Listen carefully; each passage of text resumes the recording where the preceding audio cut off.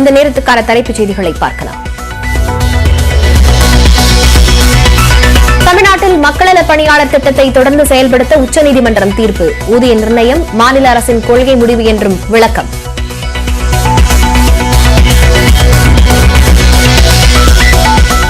Corona பரவல் தொடர்பாக சட்டப்பேரவையில் சிறப்பு கவன ஈர்ப்பு தீர்மானம் கொண்டு வந்தார் எடப்பாடி பழனிசாமி. தமிழ்நாடு முழுவதும் காய்ச்சல் முகாம்களை நடத்த வேண்டும் என அரசுக்கு வலியுறுத்தல்.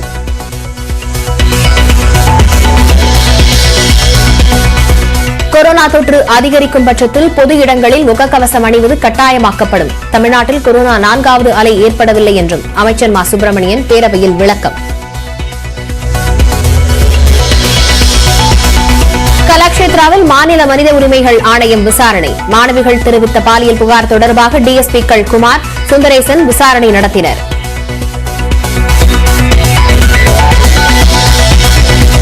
தமிழ்நாடு அரசின் ஆன்லைன் சூதாட்ட தடை சட்டம் அரசிதழில் வெளியானது. ஆளுநர் RN ரவி நேற்று ஒப்புதல் அளித்த நிலையில் நடவடிக்கை.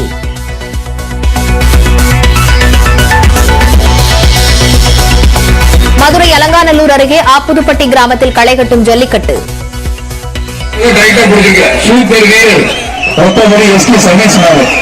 ஒன்றிய செயலாளர் ரவிச்சந்திரன் 2000 ஆண்டுகள் சூப்பர் மாடு.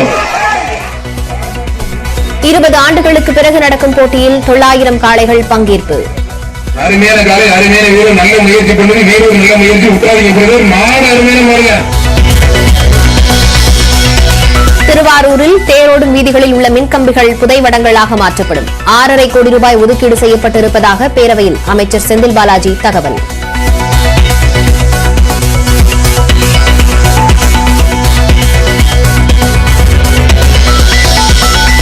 தமிழ்நாட்டில் RSS பேரணிக்கு அனுமதி வழங்கி உச்சநீதிமன்றம் உத்தரவு. சென்னை உயர்நீதிமன்ற தீர்ப்பை எதிர்த்த தமிழ்நாடு அரசின் மேல்முறையீட்டு மனு தள்ளுபடி.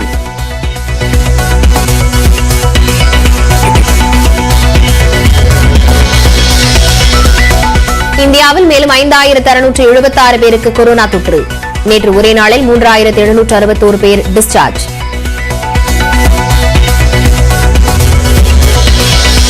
நாடு முழுவதும் இன்று 2வது நாளாக கொரோனா சிகிச்சை தொடர்பாக ஒத்திகை. தமிழ்நாட்டில் உள்ள அரசு மருத்துவமனைகளிலும் ஒத்திகை தொடங்கியது.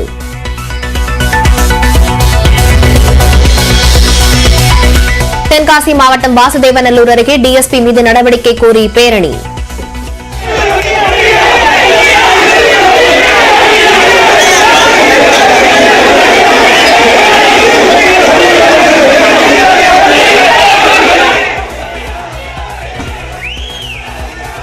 பங்குனி தேரோட்டத்தின் போது டிஎஸ்பி வாகனம் தேரில் மோதியதாக புகார்.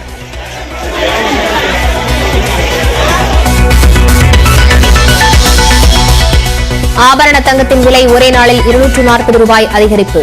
மீண்டும் 45,000 தாண்டியது ஒரு சவரன் தங்கம்.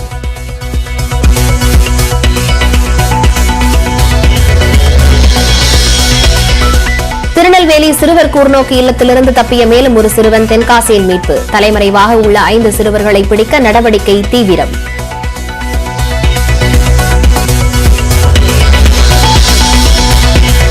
காவிரி நீர் மேலாண்மை ஆணையத்தின் 20வது கூட்டம் டெல்லியில் தொடங்கியது. தமிழ்நாடு சார்பில் நீர்வளத்துறை செயலாளர் சந்தீப் சக்சேனா பங்கேற்பு.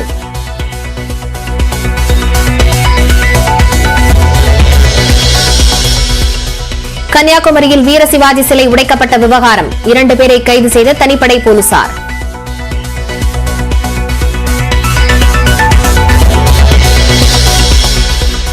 காவல் நிலையத்தில் விசாரணை கைதிகளின் பற்களை பிடுங்கிய விவகாரத்தில் சிசிடிவி ஆதாரங்களை மறைக்கிறதா காவல்துறை? மனித உரிமைகள் ஆணையத்திடம் முழுமையான காட்சிகள் வழங்கப்படவில்லை என தகவல்.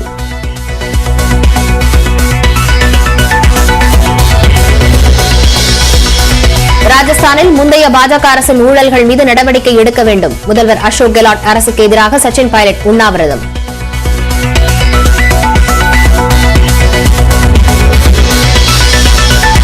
MP தகுதி நீக்கத்துக்கு பின்னர் முதல் முறையாக வயநாடு செல்லும் ராகுல் காந்தி. பேரணி மற்றும் பொதுக்கூட்டத்தில் பங்கேற்கிறார்.